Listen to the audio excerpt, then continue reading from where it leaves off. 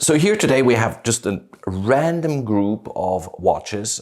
You will be pleased, I guess, that there's not a single FP Journe, not a single Patek Philippe Grand Complication, not a single Paul Newman.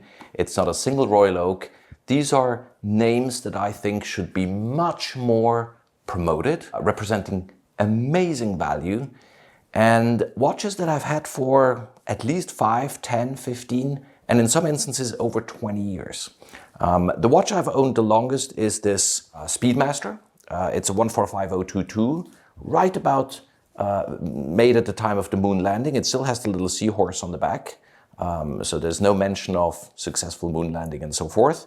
And that's a watch I picked up when I was at high school, and that watch came from the watchmaker that I was in touch with back then in the 80s in Zurich. As you can imagine, every watch guy has his go-to watchmaker, a wizard, a man who suddenly pulls out an original crown when suddenly it drops and you lose it, and he was able to find these things for me.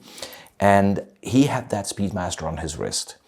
And when I saw it, I knew something was different about it. But across the room, I couldn't tell what it was. It just looked different. And only when I zoomed in, as we would say today, I realized that as it doesn't have all the tachometer different speeds here on the bezel, half the bezel is kind of black. And I looked at it and I realized it's a pulsation bezel, something I've never seen before.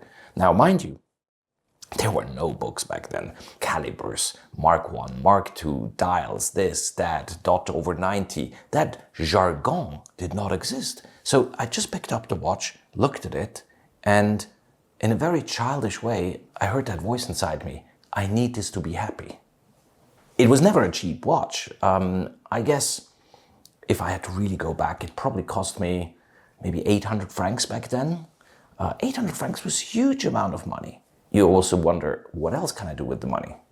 Now, I didn't have a driver's license, so the best alternative would have been a bike. And a good bike, and I remember friends at school, they had this aluminum bike that cost over 1,000 francs. So a bike or a watch?